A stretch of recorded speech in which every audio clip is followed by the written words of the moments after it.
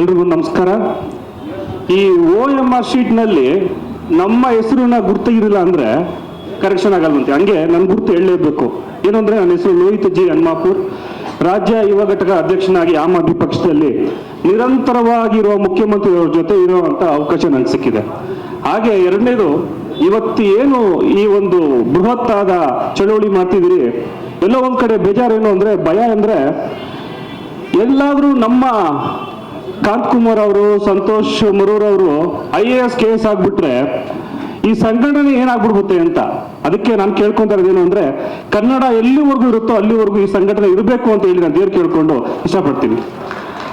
ಅದ್ಭುತವಾದ ಕಾರ್ಯಕ್ರಮ ವಿದ್ಯಾರ್ಥಿಗಳಿಗೆ ಮತ್ತೆ ಕನ್ನಡಿಗರಿಗೆ. ಮೊದಲನೇದು ಕನ್ನಡ ಅಂದ್ರೆ ಏನು ಅಂತ ಹೇಳ್ತೀನಿ. ಇಲ್ಲಿ ನಡೆದಂತ ಘಟನೆ, ನಾಡಗೀತೆ ಆಗ್ಬೇಕಂದಾಗ ಟ್ರಾಫಿಕ್ ನಲ್ಲಿ ಹೋಗ್ತಿರುವಂತವ್ರು ಯಾರು ಕೂಡ ಅದಕ್ಕೆ ಗೌರವ ಕೊಡ್ಲಿಲ್ಲ. ಅದೇ ರಾಷ್ಟ್ರಗೀತೆ ಆಗಿದ್ರೆ ಇದೇ ರೀ ಕನ್ನಡ. ಕನ್ನಡಕ್ಕೆ ಯಾವತ್ತು ಗೌರವ ಬರುತ್ತೆ. ದಾರಿಯಲ್ಲಿ ನಿಂತಿದ್ರು ಕೂಡ ಯಾವತ್ತು ನಾಡಗೀತೆ ಬಂದಾಗ ಎದ್ದು ನಿಂತ್ಕೊಂತಾರೋ ಅವತ್ತು ಕನ್ನಡಕ್ಕೆ ಗೌರವ ಬರಬೇಕು. ಈ ರೀತಿ ನೂರಾರು ಚಳವಳಿಗಳು ಆದ್ರೂ ಕೂಡ ಆ ಗೌರವ ಬರುತ್ತೋ ಇಲ್ವೋ ಅನ್ನೋದು ನಮ್ದು. ಯಾಕಂದ್ರೆ ಇವತ್ತಿನ ವ್ಯವಸ್ಥೆ. ಎರಡನೇದಾಗಿ, ಈ ಕನ್ನಡದ ಪ್ರಶ್ನೆ ಪತ್ರಿಕೆಯನ್ನ ತಯಾರು ಮಾಡ್ಬೇಕಂದಾಗ ಉದ್ದೇಶ ಏನಿತ್ತು ಅಂದಾಗ ನೀವು ಆಲೋಚನೆ ಮಾಡಿ. ಮೊದಲು ಇಂಗ್ಲಿಷ್ ನಲ್ಲಿ ಅವ್ರು ಬರ್ದಿದ್ದಾರೆ ಕ್ವಶನ್ ನ, ಅದನ್ನ ಟ್ರಾನ್ಸ್ಲೇಟ್ ಮಾಡಿದ್ರೆ ಅದಕ್ಕೆ ಬರ್ತಿಲ್ಲ. ಫಾರ್ ಎಕ್ಸಾಂಪಲ್, ಇವಾಗ ಹುಟ್ಟಿದರೆ ಕನ್ನಡ ನಾಡು ಹುಟ್ಟಬೇಕು ಅನ್ನೋದನ್ನ ಹಾಡನ್ನ ಇಂಗ್ಲಿಷ್ ಅಲ್ಲಿ ನೀವು ಅನುವಾದ ಮಾಡಿ ನೋಡಿ, ಬರುತ್ತಾ? ಬರಲ್ಲ. ಅದನ್ನ ಇಂಗ್ಲಿಷಲ್ಲೇ ಕನ್ನಡದಲ್ಲೇ ಮಾಡಿದ್ರೆ ಮಾತ್ರ ಇಂಗ್ಲಿಷ್ ಅಲ್ಲಿ ಸೊಗಡು ಬರುತ್ತೆ. ಹಾಗಾಗಿ ಈ ಪ್ರಶ್ನೆ ಪತ್ರಿಕೆದು ವ್ಯತ್ಯಾಸಗಳಾಗಿದ್ದಾವೆ. ಮೂರನೇದು, ನಮ್ಮ ಸಂಘಟನೆಯವರು ಪಾಪ ಈ ರೀತಿ ಎಲ್ಲ ಕೆಲಸ ಮಾಡ್ಬೇಕಂದಾಗ ಮೊನ್ನೆ ಪುಸ್ತಕಂತ ಎಲ್ಲ ಒಂದು ವಿಡಿಯೋ ಬಂದ್ಬಿಡುತ್ತೆ. ಯಾವುದು ಅಂದ್ರೆ ಪ್ರಜ್ವಲ್ SK ಅಂತ ಹೇಳಿ, ತಮ್ಗೆಲ್ರಿಗೂ ಕೂಡ ಗೊತ್ತಿರೋಂಥದ್ದು, ಯೂಟ್ಯೂಬ್ ಅಲ್ಲಿ ಮಾಡ್ತಿರುವಂತ, ಅವರು ಕೂಡ ಪಾಸ್ ಆಗಿರುವಂತವ್ರು, ಬರ್ದಿರುವಂತವ್ರು. ಅವರು ಕೂಡ ಏನ್ ಹೇಳ್ತಾರೆ, ಒಂದು 16 ನಿಮಿಷ ವಿಡಿಯೋ ಮಾಡಿದ್ದಾರೆ. ನೀವು ಮಾಡ್ತಿರುವಂತ ಚಳುವಳಿಯ ಬಗ್ಗೆನೂ ಮಾತಾಡಿದ್ದಾರೆ. ಅಂದ್ರೆ ಅವ್ರ ಅರ್ಥ ಏನು ಅಂದ್ರೆ, ಅವರೆಲ್ಲರೂ ಕೂಡ ಪಾಸ್ ಆಗ್ಬಿಡ್ತಾರೆ, ನೀವು ಏನ್ ಸ್ಟ್ರೈಕ್ ಮಾಡ್ತಿದ್ದೀರೋ ಮರುಪರೀಕ್ಷೆ ಆಗ್ಬಿಡುತ್ತೆ, ಮಾಡಬೇಡಿ ಅಂತ. ಅವರು 4-5 ಪ್ರಶ್ನೆಗಳನ್ನ ನಾನು ಹೈಲೈಟ್ ಮಾಡ್ತೀನಿ.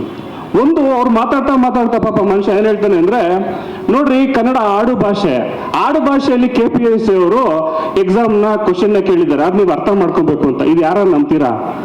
ಆಡು ಭಾಷೆ ಯಾವುದು, ಸಂಸ್ಕೃತ ಯಾವುದು, ಕನ್ನಡ ಯಾವುದು ಅನ್ನೋದೇ ಅವರು ತಿಳಿದಿಲ್ಲ. ಮತ್ತೆ ಹೋಗ್ತಾ ಉಡುಪಿಯಲ್ಲಿ ತುಳು ಭಾಷೆ ಮಾತಾಡ್ತಾರೆ, ಮತ್ತೆ ನಾರ್ತ್ ಕರ್ನಾಟಕದಲ್ಲಿ ಬೇರೆ ಯಾವ್ದೋ ಭಾಷೆ ಮಾತಾಡ್ತಾರೆ ಅಂತ ಹೇಳ್ತಾರೆ. ಏನ್ ರಿಷಬ್ ಶೆಟ್ಟಿನ ರೆಡಿ ಮಾಡಿರೋದು ಕ್ವಶನ್ ಪೇಪರ್, ಅದನ್ನ ಮಾಡಕ್ಕೆ ಬೇರೆಯವ್ರು ಇದ್ದಾರೆ, ಅದನ್ನ ಮಾಡ್ಬೇಕಾಗಿತ್ತು, ಅದನ್ನ ಹೇಳಿಲ್ಲ ಅವರು ಅಲ್ವರಾ? ಮತ್ತೆ ಹೋಗ್ತಾ ಒಂದು 5-6 ಕ್ವಶನ್ 7 ಕ್ವಶನ್ ಆದ ತಕ್ಷಣ ಸಿಗಾಕೊಂಡ್ಬಿಟ್ಟ ಪಾಪ ಮನುಷ್ಯ. ಏನಂತಾರೆ ಗೊತ್ತಾ? ಹೌದು ಒಂದು ಚೂರು ತಪ್ಪಾಗಿದೆ, ಅದ ಅಡ್ಜಸ್ಟ್ ಮಾಡ್ಕೊಬೇಕು ಅಂತ ಹೇಳ್ತಾರೆ. ಇನ್ನೂ ಸ್ವಲ್ಪ ಹೋಗ್ತಾ ಇನ್ನೂ ಸ್ವಲ್ಪ ಸಿಗಾಕೊಂಬಿಟ್ಟ. ನಾನು ಪಾಸ್ ಆಗೋದು ಡೌಟ್ ಇದೆ, ನನಗೂ ಗೊತ್ತಿಲ್ಲ, ಆದ್ರೂ ಸ್ವಲ್ಪ ನೋಡ್ತೀವಿ ಅಂತ. ಇನ್ನೊಂಚೂರು ಹೋಗ್ತಾ ಏನಾಗೋಯ್ತು ಅಂದ್ರೆ, ನೋಡಿ ಸ್ವಲ್ಪ ಅಡ್ಜಸ್ಟ್ ಮಾಡ್ಕೊಂಡು ಮರುಪರೀಕ್ಷೆ ಮಾಡ್ಬೇಕಂದಾಗ, ನೀವು ವಿದ್ಯಾರ್ಥಿಗಳು ಮಾಡ್ಬೇಕಂದಾಗ ನೋಡ್ಕೊಂಡು ಮಾಡಿ, ರಿಸಲ್ಟ್ ಬಂದ್ಬಿಡ್ಲಿ ಆಮೇಲೆ ಮಾಡಿ ಅಂತ ಹೇಳ್ದ. ನನಗೆ ರಿಸಲ್ಟ್ ಬಂತು, ಆ ಯಪ್ಪ ಬರ್ಬೇಕಾಗಿತ್ತು ಇವತ್ತಿಲ್ಲಿಗೆ. ಅಂದ್ರೆ ಅವ್ರಿಗೆ ಗೊತ್ತಿಲ್ಲ ಅವ್ರು ಪಾಸ್ ಆಗ್ತಾರ ಇಲ್ವಾ ಅಂತ ಹೇಳಿ.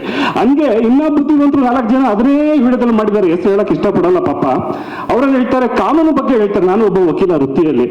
ಕಾನೂನು ಹೋರಾಟ ಮಾಡಿದ್ರೆ ನಮ್ಮ ಏನು ಈ ಟೆಕ್ನಿಕಲ್ ಮ್ಯಾಟರ್ಸ್ ಬಂದ್ಬಿಡ್ತದೆ, ಇದು ಬಂದ್ಬಿಡ್ತದೆ ಅಂತ. ಅದೇ ವ್ಯಕ್ತಿ ಮೊದಲು ಕಾನೂನು ಹೋರಾಟ ಮಾಡಿ ಈ 3 ತಿಂಗಳಿಂದ ಆಗಿದ್ದ ಪರೀಕ್ಷೆಯನ್ನ ಮರುಪರೀಕ್ಷೆ ಮಾಡಿಸಿದ್ರು. ಯಾಕೆ ಮರ್ತೋಗ್ತೀರಿ ನೀವು? ಅದ್ರಲ್ಲಿ ಇನ್ನೊಬ್ರು ಬರ್ತಾರೆ ಸರ್, ಇದೊಂದು ಒಳ್ಳೆ ತಮಾಷೆ.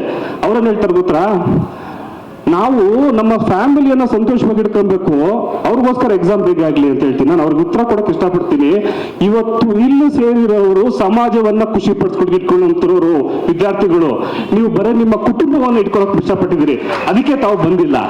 ಕನ್ನಡ ಅಂದ್ರೆ ಕನ್ನಡ ನಾಡಿನಲ್ಲಿ ಇರುವಂತ ಅಧಿಕಾರಿಗಳು, ಒಬ್ಬ ಹಳ್ಳಿಯಿಂದ ಹೋಗಿರೋನ್ಗೆ ನಿಮ್ಮ ಇಂಗ್ಲಿಷ್ ಬರಲ್ಲ, ನಿಮಗೆ ನಿಮ್ಗೆ ಮಾತಾಡ್ಬೇಕಾಗಿರೋ ಕನ್ನಡ, ನಾಲ್ಗೆ ಸ್ಲಿಪ್ ಆಗಿ ಮಾಡುವಂತ ಭಾಷೆಗಳನ್ನ ಯಾರಿಗೂ ಅರ್ಥ ಆಗಲ್ಲ. ಅದಕ್ಕಾಗಿ ಕನ್ನಡಕ್ಕೆ ಮೊದಲನೇ ಆದ್ಯತೆ ಕೊಡಬೇಕು. ನಾನು ಅವ್ರಿಗೆ ಉತ್ತರ ಕೊಡ್ಬೇಕು, ಅದಕ್ಕೆ ನೀವು ನಂಗೆ ಸಹಕರಿಸಬೇಕು. ನಾನು ಒಂದೇ ಒಂದು OMR ಪ್ರಶ್ನೆಯನ್ನ ಕೇಳಬೇಕಂತ ಇಷ್ಟಪಡ್ತೀನಿ.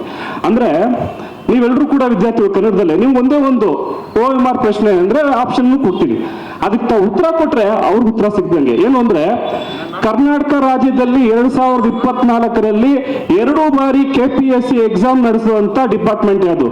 BMTCನ, KPTC ಅಲ್ಲ, KPSCನ, BDSSBನ? ಉತ್ತರ ಹೇಳಿ ಸಾಕು, ನಾವೆಲ್ಲ ಬುದ್ಧಿವಂತರೆ. ಯಾಕಂದ್ರೆ ಆ ವಿಡಿಯೋದಲ್ಲಿ ಅವ್ರು KPSC ಇದ್ರು ಸರಿಯಾಗಿ ಗಿಡಕ್ ತಪ್ಪಿಲ್ಲ, ಅದು ನೋಡಿ ಒಂದ್ಸಲಿ. ಹಾಗಾಗಿ ನಾನು ಉದ್ದನೆ ಭಾಷಣ ಮಾಡೋದು ಬೇಡ. ಈಗಾಗಲೇ ನಮ್ಮ ಮುಖ್ಯಮಂತ್ರಿ ಚಂದ್ರ ಅವರು ಈ ಎಲ್ಲಾ ವಿಷಯವನ್ನು ಹೇಳಿದ್ದಾರೆ. ನಿಮ್ಮ ನಿಮಗೆ ಮರುಪರೀಕ್ಷೆ ಆಗೋ ತನಕ ನಮ್ಮ ಹೋರಾಟವನ್ನು ನಾವು ಬಿಡಲ್ಲ, ನಿಮ್ಮೊಂದಿಗೆ ನಾವು ಯಾವತ್ತೂ ಇರ್ತೀವಿ ಅಂತ ಹೇಳಕ್ ಇಷ್ಟಪಡ್ತೀನಿ. ಎರಡನೇದು, ಇದೇ ವಾರ ಆಮ್ ಆದ್ಮಿ ಯುವಘಟ್ಟ ಪಕ್ಷದಿಂದ ಏನು ನಾವು ಕನ್ನಡ ಕಲಿಕೆಯನ್ನ ಮಾಡ್ತೀವಲ್ಲ LKGಯಲ್ಲಿ, ಆ ಪುಸ್ತಕಗಳನ್ನ ನಾನು KPSC ಮುಂದೆ ಹೋಗಿ ಗಿಫ್ಟ್ ಕೊಡ್ತಾ ಇದ್ದೀನಿ. ಎಲ್ಲರೂ ಕೂಡ ವರ್ಣಮಾಲೆಯನ್ನ ಕಲೀರಿ ಸ್ವಾಮಿ, ಕಲ್ತ್ಬಿಟ್ಟಾದ್ರೂ ಅರ್ಥ ಮಾಡ್ಕೊಳ್ಳಿ ಏನು ಕನ್ನಡ ಅನ್ನೋದನ್ನ.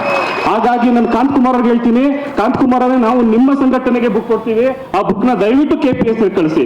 ಸಾಧ್ಯವಾದ್ರೆ ಜಾಸ್ತಿ ಪ್ರಿಂಟ್ ಆಗಿ ದಯವಿಟ್ಟು ವಿಧಾನಸೌಧಕ್ಕೂ ಕಳಿಸಿ. ವಿಧಾನಸೌಧದಲ್ಲೂ ಕೂಡ ಕನ್ನಡ ಓದಕ್ ಬರಲ್ಲ. ನಾಲ್ಕನೇದು ಭಾರಿ ಇಂಪಾರ್ಟೆಂಟ್, ಈ ನಮ್ಮ ಇದಾರಲ್ಲ ಸರ್, ಕೋಚಿಂಗ್ ಸೆಂಟರ್ಸ್ಗಳು, ಅವರು ಭಾರಿ ಕಿಲಾಡಿಗಳು. ಅವ್ರು ಏನ್ ಮಾಡ್ಬಿಟ್ರು ಅಂದ್ರೆ, ಮೊದಲನೇ ಪರೀಕ್ಷೆನ ನಮ್ಗೆಲ್ರಿಗೂ ಬೆಂಬಲ ಕೊಟ್ಟರು, ಎರಡನೇ ಪರೀಕ್ಷೆ ಅಡ್ಮಿಷನ್ ಮಾಡ್ಕೊಂಡ್ಬಿಟ್ರು, ಮೇನ್ಸ್ಗೆ ಅಡ್ಮಿಷನ್ ಮಾಡ್ಕೊಂಡ್ಬಿಟ್ಟು ಅವ್ರು ಚೆನ್ನಾಗಿ. ಅದಕ್ಕೆ ಇಲ್ಲಿ ಬರ್ತಾ ಇಲ್ಲ, ಇವಾಗ ಇನ್ನೂ ಬರೋಂಗಿಲ್ವಲ್ಲ, ಅದಕ್ಕೆ ಅವ್ರು ಬರ್ತಾ ಇಲ್ಲ. ಇದನ್ನ ನಾವ್ ಹೇಳ್ಬೇಕಾ? ಗೊತ್ತಿರೋದೇ ಅಲ್ವಾ ವ್ಯವಹಾರ.